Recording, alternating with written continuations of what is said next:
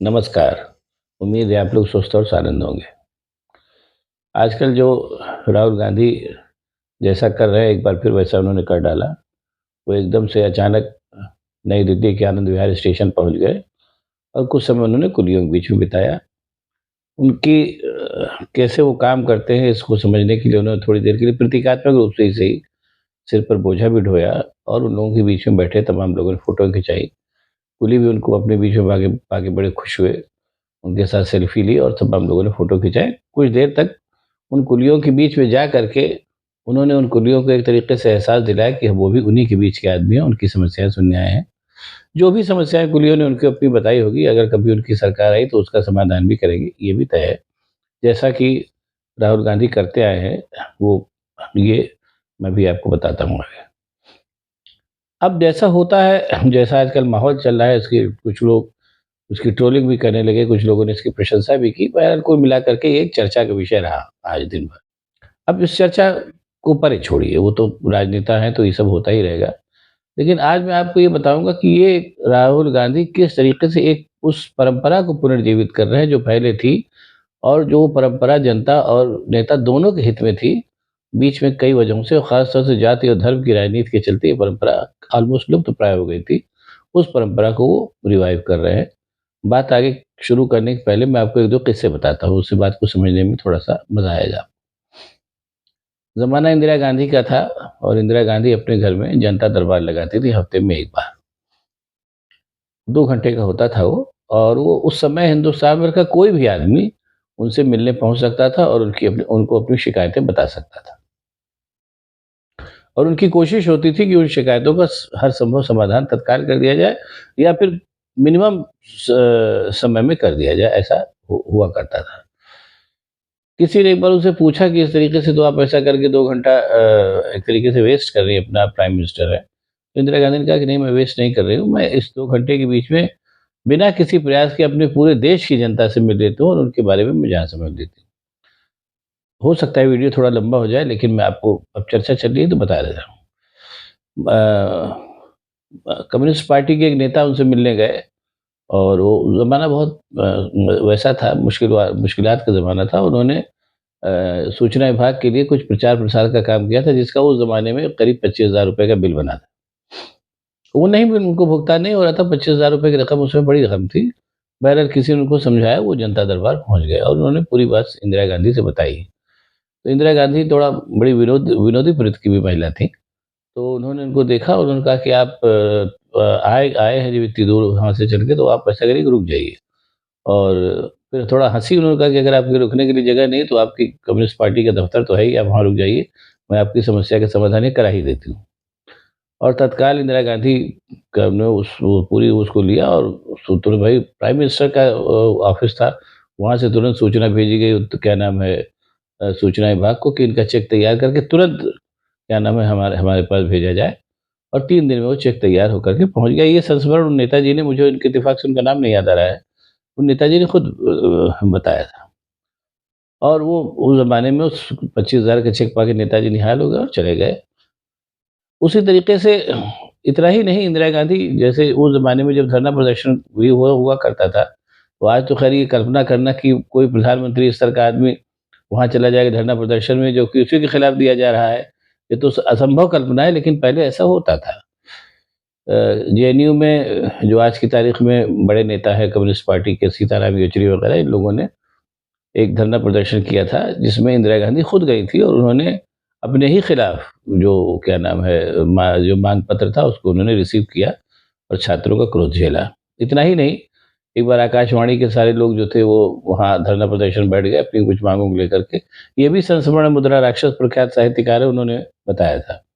और इंदिरा गांधी वहाँ पहुँच गईं और उन्होंने कहा कि बड़े विनोदी स्वर में उन्होंने मुद्रा राक्षस से कहा कि आप भी भूख हड़ताल पे बैठ गए हैं। मुद्रा राक्षस बड़ी पतले-दुबले एकदम वैसे आदमी थे। तो उन्होंने कहा कि आप क्यों भूख हड़ताल पे बैठे हैं? आपको तो देख के लगता है कि आप बहुत लंबे समय से खुद ही भूख से पीड़ित है। लेकिन बहरहाल मुद्रा राक्षस भी हँसे, उन्होंने कहा कि साहब अब बैठना पड़ रहा है। उन्होंने कहा ठीक है, बैठिए आपका लोकतांत्रिक अधिकार है। इस तरीके का माहौल था। अब ये तो बात इंदिरा गांधी की हुई। अब मैं जो लोग इस वीडियो को उत्तर प्रदेश के लोग देख रहे होंगे, उनके लिए मैं आपको बता रहा हूँ, पुराने लोगों को याद होगा, आप उनसे पूछ सकते हैं। पुराने मतलब जो मुझसे भी पुराने, अच्छा खासा पुराना तो मैं भी हो गया हूँ, लेकिन जो मुझसे भी पुराने लोग हैं, वो आपको बताएँगे। हमारे जिस स्तर के भी लोग बता देंगे, जिनसे अगर आप पूछेंगे, जिन्होंने देखा होगा उसको। उत्तर प्रदेश के बड़े कद्दावर कांग्रेस के नेता हुआ करते थे चंद्रभान गुप्त, जिन्होंने बहुत कुछ जनहित के कार्य किए, कॉलेज बनवाया, वो क्या नाम है, मोतीलाल नेहरू सोसाइटी बना करके उन्होंने लाइब्रेरी बनवाई, तमाम कुछ काम किया। तो चंद्रभान गुप्त जो थे वो मतलब शाम सुबेरे-सुबेरे उनका जो पान दरीबा में उनका घर था, वहाँ रहते थे वो।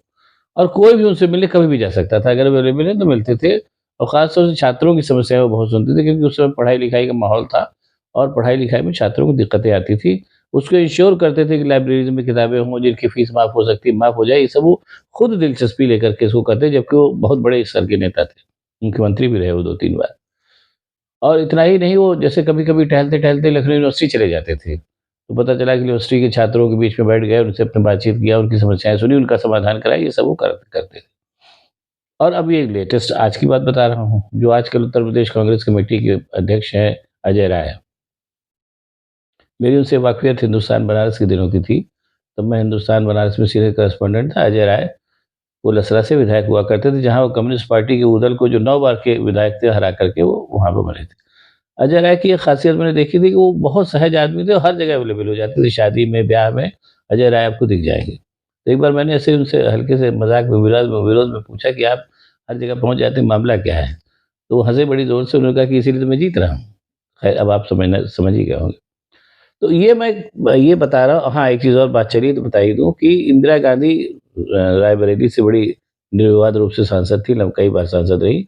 और जब वो रायबरेली जाती थी, तो वहाँ की महिलाओं से वो ख़ास तौर से मिलती थी और लोगों के घर में जाकर के मिलती थी। और ये ऐसा नहीं था कि वो ये काम कभी-कभी वो करती थी, ऐसा नहीं है।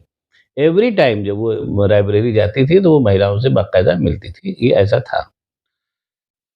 अब ये जो मैं आपको बता रहा हूँ, ये सारे एग्ज़ाम्पल मैंने इसलिए दिए कि ये अब कॉमन मैन जो है वो इतना सहज नहीं होता और इतना ही उसके पास समय नहीं होता कि वो नेताओं के बीच में सहज सहज रूप से जा सके। पहले के ज़माने में, ये बात मैं आपको बता रहा हूँ मोटे तौर पर 90-90 तक के बीच की बात मैं बता रहा हूँ।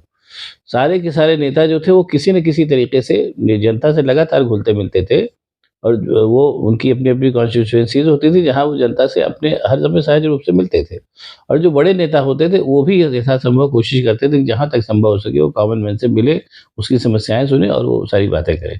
कांग्रेस का जो लंबा पीरियड चला शासन का, उसका पीछे एक बहुत बड़ा कारण था कि कांग्रेस के ज़्यादातर नेता जनता से सहज सुलभ रूप से अवेलेबल रहते थे। उसके बाद दूसरा फ़ेज़ आया राजनीति का, जो जाति धर्म की राजनीति आई। अब इस जाति धर्म की राजनीति में हुआ क्या कि चुनाव जीतने के लिए चुनाव क्षेत्रों की ज़रूरत नहीं पड़ी। जाति धर्म की राजनीति थी, जो जहाँ से खड़ा हो गया, जाति धर्म के आधार पे जीत गया और उसने अपना काम किया, ये होता था। इसलिए जनता का और नेताओं के बीच का संबंध कट गया। और साथ ही साथ ख़ास तौर से जब से इंदिरा गांधी और राजीव गांधी वाला हादसा हो गया, उसके बाद से नेता भी बड़ा सतर्क हो गया, लोगों से नहीं मिलते-जुलते। और साथ ही साथ एक पूरा माहौल ही बन गया। आप देखिए कि जो नया-नया सभासद जीता है, वो भी कुछ दिन बाद जो है बोलेरो लेकर के चलने लगता है और आम जनता से कट जाता है। ये जो परंपरा थी, ये परंपरा जो है, ये इसको एक तरीके से राहुल गांधी फिर से रिवाइव कर रहे हैं। और भारत यात्रा के बीच में काफ़ी कुछ उन्होंने उसको रिवाइव भी किया। उसके बाद से भी लगातार लोगों से मिल रहे हैं। कभी मोटरसाइकिल वाले के पास बैठ जाते हैं, कभी ट्रक ड्राइवर से मिलते हैं, जैसे आज कुलियों से मिलने चले गए। ये कहीं न कहीं उनका जनता के साथ संवाद है, जो लगातार उनके कद को बढ़ा रहा है। और एक चीज़ और भी वो इस बात से वो साबित कर दे रहे हैं कि जो एक एक मिथ्या धारणा से चल गई कि भाई नेताओं के जीवन में खतरा है, इसलिए वो नहीं मिल सकते लोगों से, ना ऐसा नहीं है। खतरा तो राहुल गांधी के ऊपर भी है, लेकिन इतनी कड़ी सुरक्षा के साथ भी वो हर सब जा ही रहे हैं, ऐसा नहीं है। बेसिक बात है कि आप अगर जनता के बीच में जाना चाहते हैं, तो आप जा सकते हैं, ऐसा कुछ नहीं है कि वो सब लोग आपको मारने के लिए तैयार है, ऐसा कुछ नहीं।